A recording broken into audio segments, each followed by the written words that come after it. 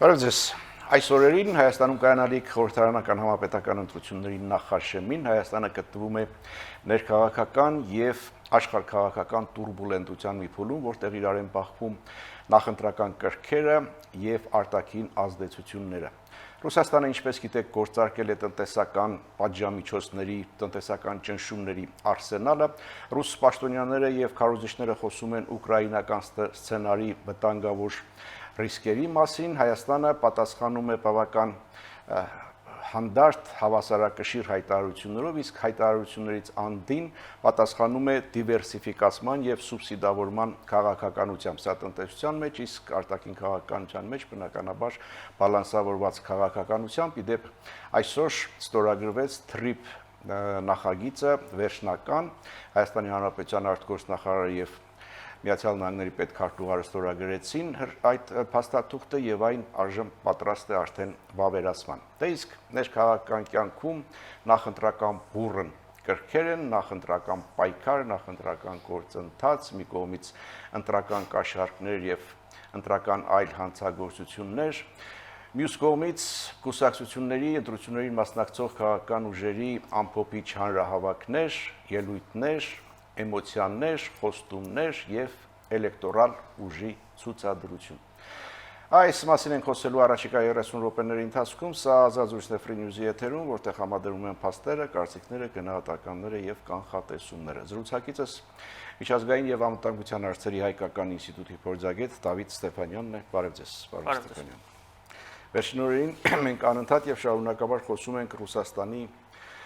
տնտեսական այս ճնշումների մասին։ Չգիտեմ, վստահ եմ դուք էլ ձեր հարցազրույցներում կամ հերինակային հաղորդման ընթացքում խոսել եք, էլի ինչ-որ մի բան կա, թե բոլորին ամեն ինչ պարզ է, ամեն ինչ ասված է ռուսական այս տնտեսական քայլերի մասին։ Եթե մենք դիտարկենք կատարվող նախընտրական տրամաբանության շրջանակներում, ամեն ինչ ասված է։ Մենք կարող է վաղը ասեն, օրինակ ասեն, որ սխտոր չենք ուզում ձեզանից առնենք, բայց դրանից բան չի փոխվելու, հա, ամեն ինչ ասված է։ Նախընտրականով։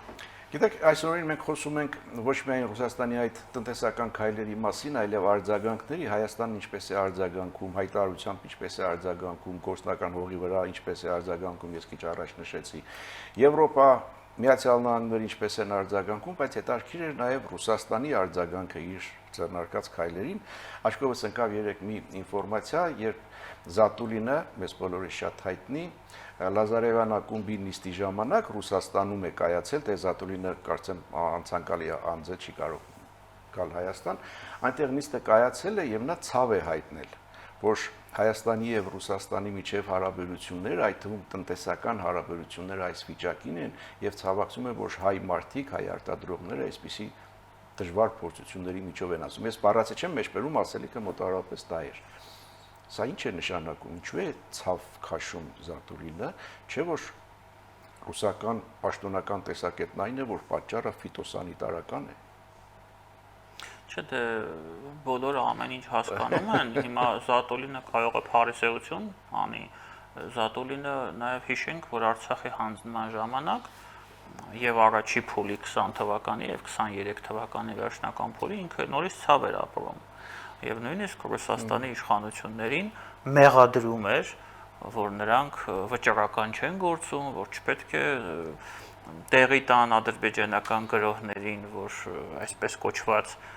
խաղաղարարները, խաղապահները ռուսական պետք է ավելի ակտիվ գործեն, սա փարիսեություն է, երկերեսանիություն է եւ ընդհանրապես ես լուրջ չէի վերաբերվել այսպիսի հայտարարություններին։ Չէ, էլի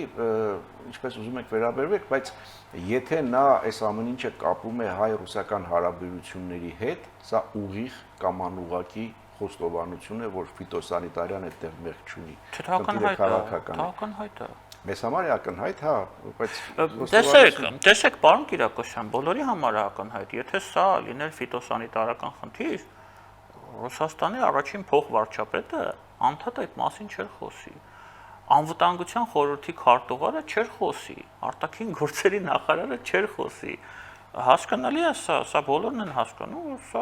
որևէ ֆիտոսանիտարական ծառայության ղեկավարի մակարդակով հերիք էր էլի։ Այո, ինքը անընդհատ դուրս կգար, կասեր, այսօր ելակն են կարգելում, վաղը կոյակն են կարգելում, հա, բայց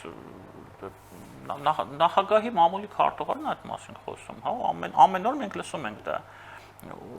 դա հասկանալի է, որ քաղաքական ճնշման փորձ է, բոլորն են հասկանում դա։ Դե առավել եւս որ խոսքը ոչ միայն գյուղատնտեսական ապրանքի մասին է, այլ ապրանքների մասին, այլև գազի մասին են արդեն խոսում, Օվերչուկը այսօր հերթական անգամ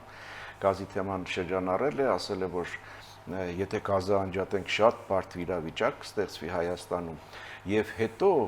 հայերը պետք է տեսնեն, նայեն քարտեզին եւ տեսնեն, որ այնտեղ ռուսական գազից բացի այլ գազ պարզապես չի կարող լինել։ Պարզապես պետք է նայեն քարտեզին, մտածեն այդ ռուսական գազը որ երկրի տարածքով է ստանալու եւ ինչքան են վճարելու միջնորդներին։ Ես նայում եմ քարտեզին,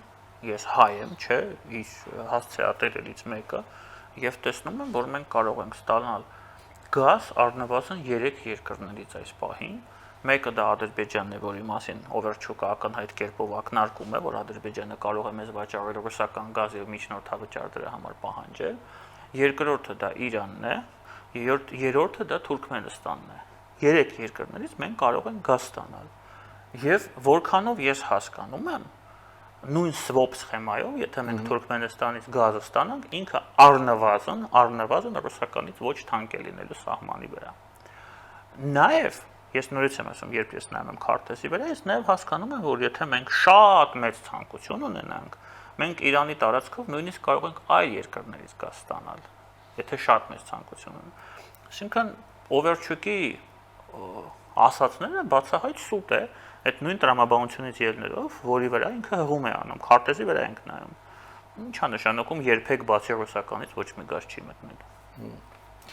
Գյուղատնտեսական ապրանքներ, գազ,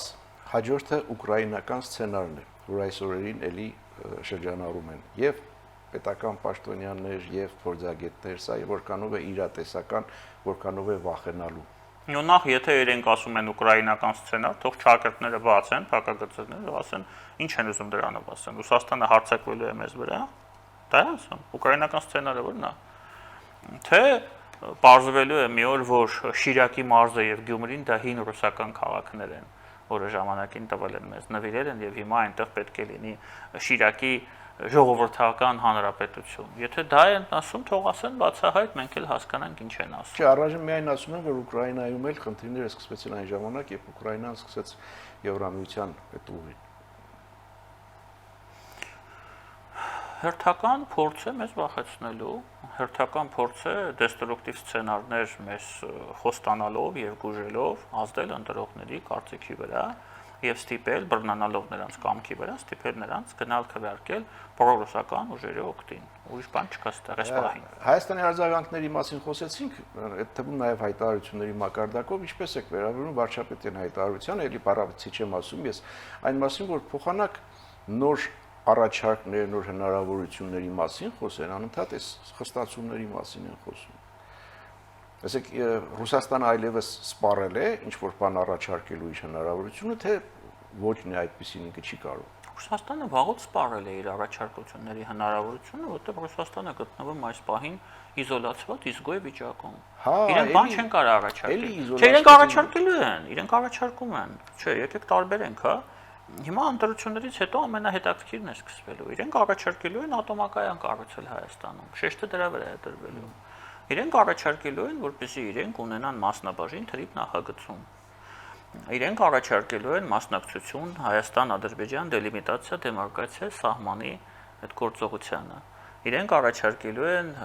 ցանկացած երկաթողային նախագծերում իրենց մասնակցությունը։ Իրենք առաջարկելու են դա։ Ասած բոլոր առաջարկները բխում են միայն եւ միայն իրենց շահերից։ Բայց խոսքը այն մասն է, որ երբ որ ինչ որ բան ես առաջարկում, պիտի մտածես նաեւ դիմացինի շահերի մասին։ Ռուսները չեն մտածում այդպես։ Տեսեք, գազի մասին չէ, հիմա շատ կարևոր բան ասացիք, տեսեք, պարոն Կիրակոսյան, ռուսները դրա մասին չեն մտածում։ Իրենք մտածում են, որ Հայաստանը իրենցն է։ Իրենք առաջարկում են, իրենք թելադրում են։ Միջև հիմա այդ մտածելակերպն է իրենց։ Լավ, իրենցն է կամ հիմա ինչ այնքան էլ իրենցը չէ ուզում են իրենցը լինի։ Ասենք գազը կանջատենք կամ գազի գինը կթանկացնենք։ Այդ նարատիվի փոխարեն հնարավոր չի ասել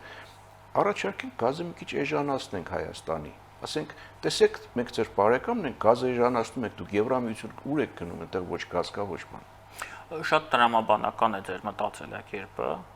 Այստեղ կա հստակ տրամաբանություն եւ երևի մտածող տրամաբանող մարդը կարող է այդպես գործել։ բայց ոչ ռուսները։ Որտեղ ռուսները մեզ չեն դիտարկում որպես գործընկեր, որպես դաշնակից։ Իրենք կարծում են, որ սա իրենց տարածքն է։ Հիմա ինչ որ Փաշինյանն է եկել, ինչ որ քաղաքական ուժ է եկել, որը փորձում է ապստամբել, եւ այդ ապստամբությունը պետք է խեղդել։ Եթե չեն կարող զորք մտցնել արյան մեջ խեղդել, ինչպես դա եղել է օրինակ անցած դարի սկզբին, հա, 20-ական 18 թվականին, 20 թվականին, ուրեմն պետք է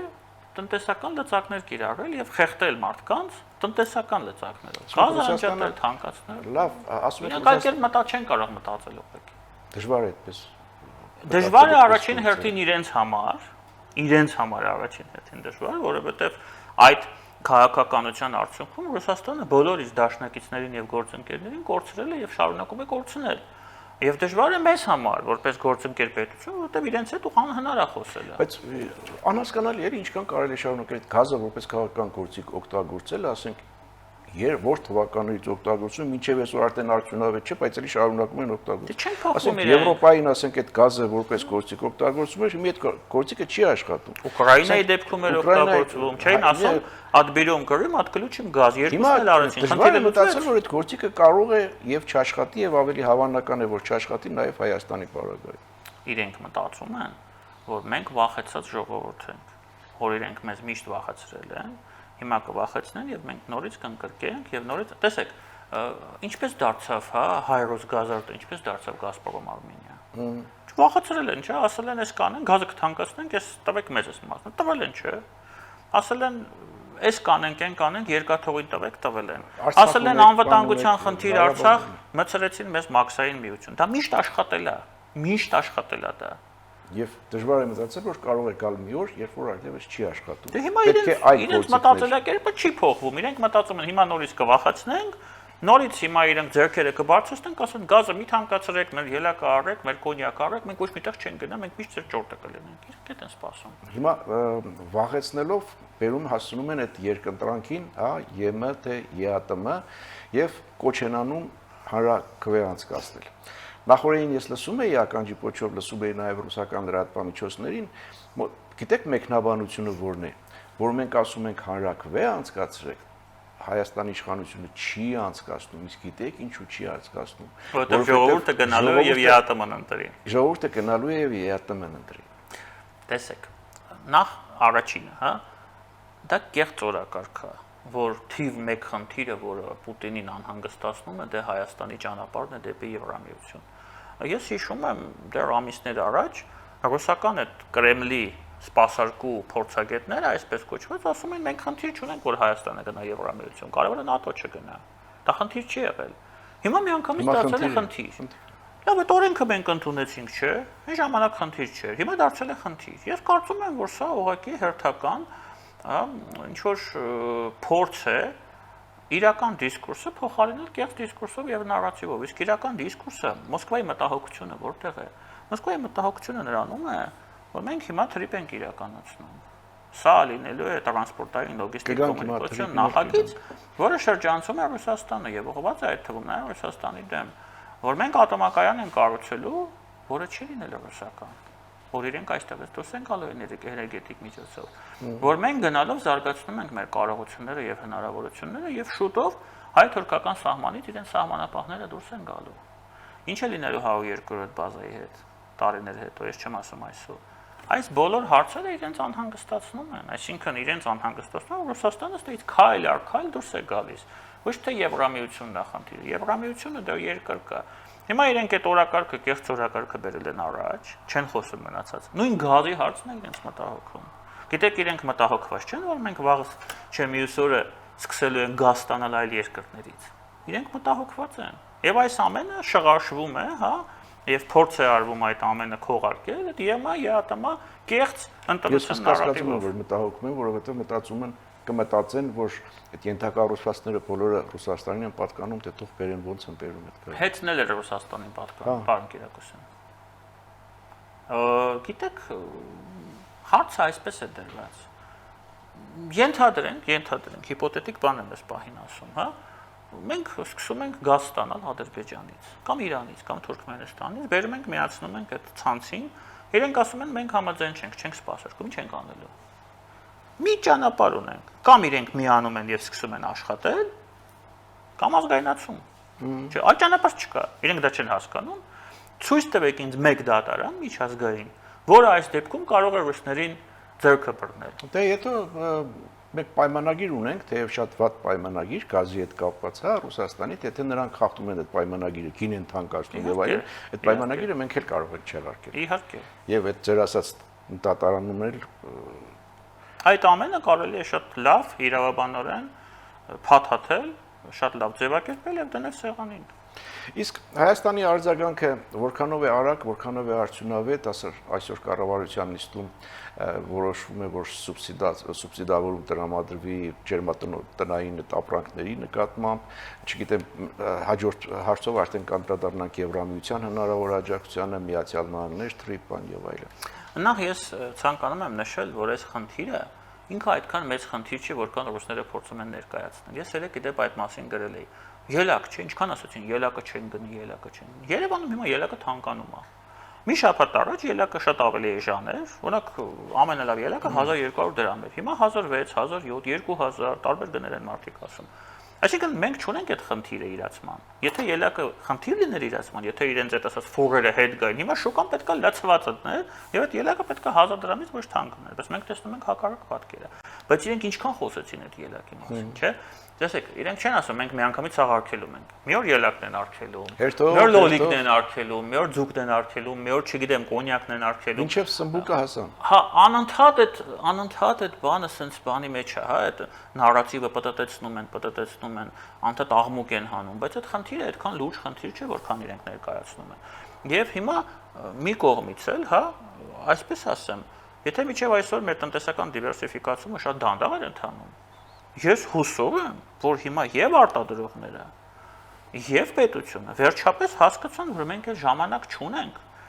Հիմա սա մեզ համար, մեր տնտեսության համար գոյաբանական խնդիրը պետք է այլ շուկաներ գտնենք։ Այդ հարցության մեջ արդեն որոշակի նշмарումներ ունեք,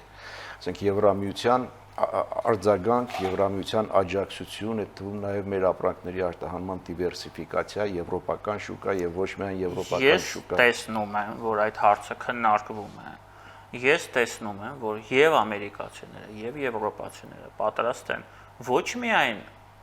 արտոնյալ պայմաններ ստեղծել հայկական ապրանքների համար, այլ նաեւ գումարներ տալ, սուբսիդավորել այդ նույն գումարները, որը մեր կառավարությունը տալ է, եթե մենք որոշում ենք կայացնում աշխարհակահաղական փոփոխությունների մասով, հասկանալի է, չէ՞, որ Եվրամիությունը եւ ԱՄՆ-ն պետք է այս հարցում մեզ եւս ֆինանսական աջակցություն տրամադրեն։ Ես կարծում եմ, որ այդ հարցը քննարկվում է եւ ես կարծում եմ, որ այդ աջակցությունը կտրվի։ Սա այն խնդիրը չէ, որը լուծելի չէ։ Մեր երկիրը փոքր երկիր է։ Մեր այդ արտադրողները, ասենք եվրոպական, ամերիկյան, չինական մասշտաբներով մենք շատ փոքր ենք։ Ստե մի քանի միլիոն դոլարի, մաքսիմում մի քանի տասնյակ միլիոն դոլարի հարց է այդ խնդիրը լուծել։ Այս պահին, երբ որ մենք զրուցում ենք, դեռ չի կայացել Ուրսուլա ֆոն դեր Լայն եւ Փաշինյան հեռախոսազրույցը, բայց մամուլում, եւ թվում նաեւ արևմտյան մամուլում որոշակի տեղեկություններ կան, թե Եվրոպան ինչ կարգի աջակցություն է փորձում տրամադրել, այսինքն այդ փաթեթը, ձեր ասած ֆինանսական, շուկաների, ընդհանուր մինչև հայ-թուրքական սահմանի բացման մասով եւ այլն։ Հայ-թուրքական սահմանի մասով Եվրամիությունը ջանքեր է գործադրում, բայց այդ բանալին Բրյուսելում է, Վաշինգտոնում է, թե Անկարայում եւ Բաքվում։ Հայ-թուրքական սահմանի բանալին միանշանակ Անկարայում է։ Որոշումը կայացնելու է Անկարան։ Այո, կա որոշակի ազդեցություն Բաքվից, կա ազդեցություն Վաշինգտոնից եւ կա ազդեցություն նաեւ Բրյուսելից։ Ժամանակին կար հակառակ ազդեցությունը Մոսկվայից, երբ Մոսկվան դեռ իրենից ինչ-որ բաներ ներկայացում եւ կարողանում էր այդ ազդեցությունը փաթեթավորել։ Ղարաբաղի վաճառքից հետո այդ ազդեցությունը զրոյացավ։ Եվ նրանից հետո, երբ իրենք Ուկրաինայում չկարողացան հասնել իրենց նպատակներին 3 օրում եւ 5-րդ տարին է պատերազմը գնում, իրենք չեն կարող ազդել Անկարայի վրա, բայց վերջնական որոշումը կայացվել է Անկարայում։ Հիմա Անկարան փորձում է այդ որոշումը փաթեթավորել եւ վաճառել առաջին հերթին Վաշինգտոնին եւ Բրյուսելին։ Եվ եթե դա իրենց մոտ ստացվի, իրենք վարում են տարբեր բանակցություններ, շատ ավելի կարևոր իրենց համար։ Դե հայ-թուրքական սահմանը Թուրքիայի համար երևի 10-րդ տեղում է կարևորությամբ։ Դա որպես ընդհանուր кейսի 10-րդ բաղկացուցիչ կարող է փաթեթավորվել եւ հանձնվել մեզ։ Եվ այդ ժամանակ իրենք Բաքվի դիրքորոշման մասին չեն էլ հիշելու։ Հարցը գինն է։ Հայ-թուրքական սահմանը ունի գին թուրքերի համար։ Իրենք ուզում են այդ գինը ստանալ։ Այդ խնդիրը այստեղ չկա։ Իդեպ, ես ուզում եմ ասել, որ կան շատ քայլեր, ճիշտ է, դա հիմնական քայլեր չեն, բայց կան։ Մեզ համար բացվել է Ախալքալակ կարս երկաթուղին։ Ես հաջորդը դրան էի գալու։ Այդ երկաթուղին Բաքու Թբիլիսի, կներեք, ես հավատեմ, Բաքու Թբիլիսի Ախալքալակ կարս երկաթուղին ստեղծվել է այդ թվում նաև Ադրբեջանի կողմից եւ ֆինանսավորվել է որպես Հայաստանին իզոլացնող նախագիծ։ Հիմա դա չկա։ Սա ինչ է նշանակում։ Շա նշանակում է, որ աշխարհաքաղաքականությունը եւ աշխարհատնտեսությունը մեր տարածաշրջանում փոխվում է։ Մեր պատվիրակությունը մեր սահմանով մարգարեով անցել է Թուրքիա։ Մեր պատվիրակությունը գնացել է Ախալքալակ, որտեղ այդ հանդիսավոր բացմանն է ներկա եղել։ Սա փոփոխություն է թե ոչ, սա փոփոխություն է։ Եվ գործընթացները գնում են այդ ուղղությամբ, որովհետեւ բոլորը հասկանում են, որ այդ փաթեթի, որի մասին դուք նաև ասում եք, որի մասին բանակցելու են Ուրսուլա ֆոն դեր Լայենը եւ Նիկոլ Փաշինյանը, որի մասին բանակցել են, ես վստահ եմ, Նիկոլ Փաշինյանը եւ օրինակ նույն Մարկո Ռուբիոն, հա, ժամանակին կամ Ջեյ Վենսը, հայ-թուրքական սահմանը այդ աջակցության փաթեթի բաղկացուցիչ է։ Եվ մենք չենք կարող այս պահին մեր խնդիրները լուծել լոգիստիկ առանց հայ-թուրքական սահմանի բացմանը։ Իսկ դա լինելու է, ես դրանով վստահ եմ։ Այսինքն եւ Բաքու-Թբիլիսի կարս այդ երկաթուղու գործարկմանը Հայաստանի տարածքային կառավարման նախարարի մասնակցությունը եւ կարսում հայ գործարարների հանդիպում քննարկումը եւ Փաշինյան Էրդողան հեռախոսազրույցը սրանք կարելի է դիտարկել որպես տնտեսական դիվանագիտության էական առաջընթաց եւ ոչ թե ինչ-որ սիմվոլիկ բաներ։ Սա սիմվոլիկ քայլեր չեն, սա էական առաջընթաց է։ Ես ինչպես կարող եմ սիմվոլիկ գնահատել, որ մենք հնարավորություն ունենք տանենք մեր բեռը Ախալքալակ, բարձենք այդ գնացքի վրա եւ այդ գնացքով ինքը Թուրքիայի տարածքով գնա Եվրոպա։ Սա սիմվոլիկա չէ։ Սա պրակտիկ քայլ է, տնտեսական քայլ է, որը տալիս է մեզ հավելյալ հնարավորություններ։ Եթե վաղը հայ-թուրքական սահմանը բացվի մեզ համար վերջնականապես, մենք նույնիսկ կարող ենք վերին Լարսի մասին ընդհանրապես մոռանալ։ Ընդհանրապես մոռանալ։ Եվ այդ ժամանակ ռուսները մեզ խնդրելու են, որ մենք վերին Լարսով Ռուսաստան ինչ-որ ապրանքներ այստեղից ստանանք։ Ինչու համար են խնդրելու։ Ոչ թե դրա համար, որ մեր ապրանքները անփոխարինելի են եւ չի կարելի, այլ որպեսզի ունենան հարաբերություններ մեր երկրի հետ։ Այդ կախվածությունը ինքը փոխադարձա չէ։ Մենք իրենցից ենք կախված, բայց իրենք էլ մեզանից են կախված։ Հիմա եթե մեր շուկան, իրենց շուկան մեզ համար փակվում է, իրենք վերջնականապես վերջին թելերը կտրում են մեզ հետ։ Եվ վերջում էլ ԵԱՏՄ-ից ենք դուրս գալու։ Եվ ստիպում են գտնել այլ ընտրանք Լարսից կախվածությանը։ Իհարկե, հիմա այս գործընթացները իրենք ինչ են արագացրել։ Ռուսաստանն է արագացրել։ Այսինքն Ռուսաստանի հաշվարկը կարող է բերել ուղիղ հակառակ, եթե մենք ճիշտ որոշումներ կայացնենք, տեղից շարժվենք, ուղիղ հակառակ հետևանքների։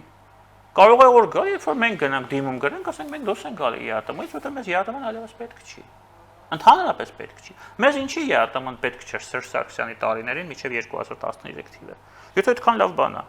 Տիգրան Սարգսյանը ինչ էր ասում։ Ասում էր մենք ինչ ԵԱՏՄ-ը ասում էր մենք ընդհանուր սահման էլ չունենք։ Ընդհանուր սահման չունենք, մեզ դա հետաքրքիր։ Բա լավ ինչ տեղի ունեցավ, որ միանգամից հետաքրքիր դարձավ։ Սերժ Սարգսյանն էր դա ասում, Տիգրան Սարգսյանն իր վարչապետն էր ասում։ Ինչ տեղի ունեցավ։ Լավ, ինչ-որ բան տեղի ունեցավ, չէ։ Հիմա այդ նույն բանը չի կարող հակառակ տեղի ունենա։ Կարա չէ։ Բա հիմա ինչի ենք նստել եւ մենք չէ, բայց մարդիկ կան, որ ողբում են այդ առումով, Ռուսաստանը այսա շուկան կփակի, ինչ։ Ամեն դեպքում շատ ճիշտ եք նկատում, որ գործընթացները շատ են արագանում, արագացնում են եւ Ռուսաստանն է արագացնում գործընթացները։ Միայն Ռուսաստանը չէ, որ արագացնում է, Միացյալ Նահանգներն էլ արագացնում, ասենք այսօր ստորագրվեց այդ TRIP համաձայնագիրը։ Վերջնականապես ստորագրվեց։ Ընդ որում այնքան է արագանում այդ գործընթացը, որ ստորագրվում է հեռավար ընտրություններից առաջ։ Ասենք կարելի է, չէ՞, մի քանի օր սպասել, ընտրություններն ավարտվեին, բայց ընտրություններից առաջ ստորագրվում է դա։ Ինչպես է, որ Միացյալ Նահանգները որոշեց մինչև ընտրությունները ստորագրել։ Այսինքն վստահ է արդյունքների հետ կապված։ Ես արդեն ձեզ ասացի, Ռուսաստանն է արագացնում։ Եկեք հետ գնանք։ Եթե Ռուսաստանը, ինչպես է Շոյգուն ասում, փայլուն օպերացիան 20 թվականին իրականացներ, TRIP-ը չէր լինելու։ TRIP-ը չէր լինելու 100%-ով եմ ասում։ Եթե Ռուսաստանը նոյեմբերի 9-ի կետը չբերեր չփաթաթեր մեր վզին, TRIP-ը չէր լինելու։ Ես նորից եմ ասելու այն, ինչ ասել եմ հենց առաջին օրվանից, երբ TRIP անունը լսեցի։ TRIP-ը մեր լավ կյանքից չէ։ Մեզ համար ստեղծել են մի իրավիճակ, Հայաստանը կանգնեցրել են մի իրավիճակում, երբ Հայաստանը այլ ընտրանք չուներ։ համաձայնվել ամերիկյան առաջարկներին։ Պատերազմ տեղի ունեցավ, Արցախը հայաթափվեց, նոյեմբերի 9-ի 9-րդ կետը բերեցին կախեցին մեր գլխի վրա, Դամոկլյան սուրի նման, եւ մեզ այս վիճակում այլ ընտրանք չկար, մենք դիմեցինք Ամերիկայի Միացյալ Նահանգներին, որոնց հետ բանակցեցինք, Ամերիկայի Միացյալ Նահանգները սկզբից ինչ ասացին։ Չէ, գիտեք, ես ռեալիստ եմ։ Ես քաղաքականության ասացին, դե ռուսները որ դες ասել են, նույն բանը եկեք անենք, տվեք մեզ։ Գիտեք իրենք ինչ ասացին, բա, չէ՞։ Ասացին տվեք մեզ, բայց ինչով է տարբերվում ռուսը ամերիկացուց։ Ամերիկացու հետ դու կարող ես բանակցել, գնալ գործարքի։ Ռուսը չես կարող, ռուսը իմն է։ Դու ով ես։ Ես ինչի պետք է քեզ ինչ որ բան զիջեմ։ Ինչ 25%, ինչ 26%, ամբողջը իմն է։ Ամերիկացու հետ բանակցում ես, բացատրում ես, ինքը ասում է, դե հա, ես ներդրումները կանեմ, օքեյ է 74-26-ը։ Այսքան ժամանակ ինչի մասին են գնում բանակցությունը։ Դրա մասին։ Ու մենք էլ ասացինք, հա, որովհետև այլ ընտրանք չունենք։ Ռուսաստանը ստեղծեց այդ իրավիճակը, որ այսօր թրիվ կա։ Ռուսաստանն է արագացնում այդ ստորագրումը, այդ թվում նաև նախընտրական ճնշումով։ Ռուսաստանն է ստեղծում այս ամբողջը, եւ Ամերիկան արձագանքում է, Հայաստանը արձագանքում է։ Վաղը թող մոխերը բերեն լցնել իրենց գլուխների վրա, որովհետեւ իրենց քաղաքականությունն է բերել այս վիճակին։ Իրենք են թույլատրել ռազմավարական դաշնակցին Հայաստանի Հանրապետությունը, իրենք են կանգնեցրել ծնկի վրա մեզ, որ մենք ստիպված ենք հիմա այդ ամենը անել։ Դուք զուգահեռներ տարաք նոյեմբերի 9-ի եւ թրիփի միջև, նոյեմբերի 9-ի 9-րդ կետ եւ թրիփ համաձայնագիր, այստեղ մի տարբերություն էլ կա։ Նոյեմբերի 9-ի փաստաթղթով ինչ էր ենթադրվում այդ սահմանային անցման կարգավորումների հետ կապված։ Տարբերությունները շատ են։ Հա, տարբերությունները շատ են, ես այդ մի տարբերությունը, որովհետեւ վստահ եմ, որ այդ մասին առաջիկայում էլի պիտի խոսվի։ Նոյեմբերի 9-ով ինչ էր նախատեսվում, ինչ էր ենթադրվում եւ թրիփովն արդեն ակնհայտ է, որ այդ անձնական շփման փաստաթղթերը հավաքելու, վերցնելու եւ վճարները հավաքելու գործընթացները Հայաստանը պատվիրակում է երրորդ երկրի օպերատորին։ Տեսեք, նոյեմբերի 9-ով նախատեսվում էր, որ կառուցվելու է ցանկապատ։ Հայաստանի ինքնիշխան տարածքից։ Այո, Հայաստանի ինքնիշխան տարածքում կառուցվելու է ցանկապատ, որի ներսում լինելու է երկաթուղին։ Ես չեմ իրենք ինչ էին ուզում դրանով, ուրիշ սարքին, այդտեղ չկարող եկել։ Հիմա այս գործող պայմանն է, ոչ մի ցանկապատ չի լինելու է երկաթգիծ, մնացածը դուք գիտեք։ Որը աշխատելու է, կապելու է Նախիջևանը Ադրբեջանի հետ, կապելու է Ադրբեջանը, Հայաստանը, Թուրքիան, Կենտրոնական Ասիայի երկրի հետ եւ մեզ կապել է արտաքին աշխարհի հետ։ Հիմա սա լավ է թե վատ։ Ցանկապատ չի լինելու։ Սա է մեզ ցանկապատ եւ ես ասում եմ, ես բարի բուն իմաստով եմ։ Բարություններում էլ Հայաստանի ինքնիշխանություն, տարածքային ամբողջականություն նշվում է։ Դե քանի փաստաթուղթը տեսել եք, քանի անգամ այդ բառը մեջ է նշվում։ Սա գործարք է։ Սա բիզնես գործարք է։ Ես նորից եմ ասում, սա լավ կյանքից չէ։ Ես կգերադասեի, որ 100%-ով մերը լիներ դա։ Բայց մենք չունենք այդ հնարավորությունը։ Ես այդ հնարավորությունից մեզ զրկել են Ռուսաստանը, հենց այս հերթականությամբ, Թուրքիան եւ Ադրբեջանը։ Եվ մենք այստեղ չպետք է պատրանքներ ունենանք։ Իրենք ստեղծել են մի իրավիճակ, երբ մենք ստիպված ենք եղել դիմել ԱՄՆ-ին, խնդրել, որպեսզի իրենք գան եւ այս թրիպը իրականացնեն։ Եվ այս իրավիճակում 26% մասնաբաժինը բիզնես նախագծում։ Դա առավելագույնն է, ինչ մենք կարող ենք ունենալ։ Եթե այդ ամբողջը մեր գլխին չբերեն, 100% էր լինելու։ Հիմա ով է մեղավոր այս ամենում։ Լավ։ Կանք ներքաղաքական դաշտ, թե մեր ժամանակը հուշում են արդեն սպառվել է, բայց մի քանի հարցով անդրադառնանք, ինչ դիտարկումներ ունեք նախորդին ամփոփիչ հանրահավաք, ուժեղ Հայաստանի, որոնք էին ուղերձները, արդյոք հավաքված մարդկանց թիվը արդեն արձանագրեց այս ուժին որպես ընդդիմության թիվ 1։ Իրենք հավաքել են այսօր 17500 մարդ։ Ես հիշում եմ, որ 21-ին նույնիսկ Քոչարյանը 21000 հավաքեց։ Ես որևէ կասկած չունեմ այն թվերը, որը ներկայացնում է Դանիել Հովհաննիսյանի կազմակերպությունը, դա ամեն ինչի համար մարդիկ պատասխան են տալիս։ Ну ուժեղ Հայաստանից ասում են 80000, չգիտեմ ինչ, sense բաներ են խոսում, դա չեն քննարկում։ Ինչի մասին է սա խոսում։ Սա խոսում է այն մասին, որ այսօր թիվ 1 ռուսամետ ուժը, ռուսների ներկայացուցիչը Հայաստանում կարողանում է հավաքել այսքան մարդ։ Ես կարող եմ նշել, որ իրենք լինել են արձանագրեցին, որ թիվ 1-ն են եւ մյուս երկուսը զիջել են իրենց դիրքերը։ Այո, մյուս երկուսը սիճում են իրենց դիրքերը, նախընտրական տրամաբանությունը հետևյալն է, որ ընտրություններին իրենք լինելու են անդիմադիր, այսպես ասած, պրոռուսական ուժերի առաջինը խորհրդարան։ Իրենք անցնելու են խորհրդարան։ Իշխանություն իրենք չեն լինելու։ Իրենք լինելու են խորհրդարանում, խորհրդարանը վերածելու են նորից այն նույն խեղկատակ վիճակին, հա, կրկեսի, որը մենք ունեցել ենք 21 թվականից սկսած։ Եվ հերթական անգամ մենք չենք ունենալու խորհրդարան որպես քաղաքական մտքի ամբիոն, որտեղ գեներացվում է հայկական հայ մարդու քաղաքական միտքը, եւ որտեղ ընտրողները, այդ նույն ընտրողները, որոնք իրենց ընտրել են, իրենց շահերը չեն պաշտպանվելու, այնտեղ պաշտպանվելու են Ռուսաստանի շահերը, փորձելու են պաշտպանել։ Ես սա եմ տեսնում։ Վաղը ԿՊ-ն ինչ է հակադրելու եւ թվի եւ ուղերձների մասով։ Ու ես ծանոթացել եմ ԿՊ-ի նախընտրական ծրագրին, հակադրելու է հստակ խաղաղության երաշխիքներ, այսինքն հակադրելու է հայ-ամերիկյան հստակ հարաբերություններ, որոնք շատ դանդաղ, բայց գնում են դեպի ռազմավարական մակարդակի, իրական ռազմավարական դաշնակցային մակարդակի, հակադրելու է դեպի Եվրոպա, Եվրամիություն, այդպես են իրենք ասելու, ես ասեմ, ինչ որ իրենք ասելու են, ճանապարհ, հակադրելու է վիզային ազատականացում, որին ըստ պարոն Փաշինյանի նույնիսկ 2 տարի չի պահանջվի, շատ ավելի դանդաղ լինելու, հակադրելու է տնտեսական զարգացում, հակադրելու է ինքնիշխանության մակարդակի բարձրացում եւ հակադրելու է իրական Հայաստանը 29743 կիլոմետրով, ես թե չեմ սխալվում, ես լսել եմ, չեմ տեսել, իրենք ճղեցին չէ, այդ քարտեզը Հայաստանի, որը ուժեղ Հայաստանը ճղում է, հա? Ինչ է դա նշանակում։ Այստեղ արդեն սիմվոլիկա է։ Դուք ասում եք, չէ, իրենք ինչ են ասում։ Ճղելով այդ քարտեզը,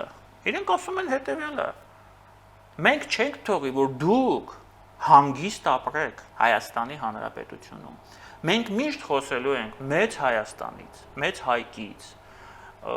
Լեռնային Ղարաբաղից, Մուշից, Արտաղանից, Էրզրումից։ Մենք միշտ այդ մասին խոսելու ենք, մենք միշտ անելու ենք ամեն ինչ, որպեսզի մեր բոլոր հարևանները մեզ հետ թշնամի լինեն։ Մենք չենք թողելու դուք հանգիստ ապրեք Հայաստանի Հանրապետության քաղաքացիներ։ Վերջում ոչ մի բան չենք ստանալու։ Ոչ մի բան չենք ստանալու։ Սա ռուսական մաքուր կայսերական օրակարգ է, որի արդյունքում մենք կորցրել ենք եւ Մասիսարը,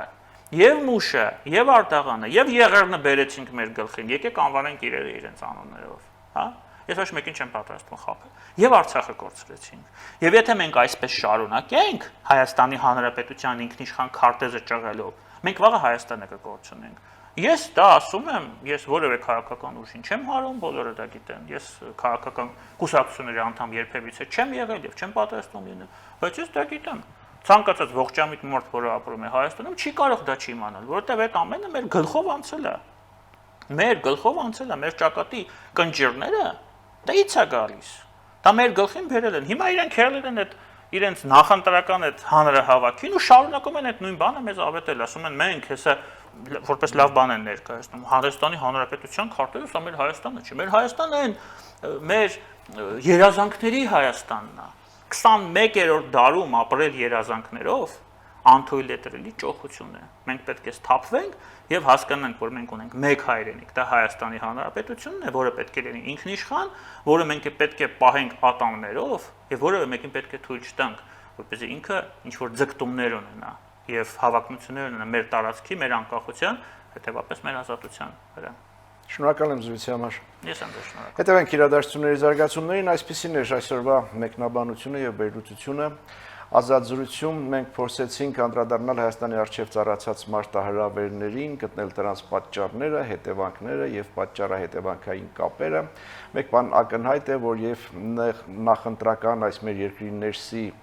լարվածությունը եւ արտաքին ազդեցությունները տանում են մի կետ, մի հանգրվան, որտեղ սխալվելու իրավունք չունենք։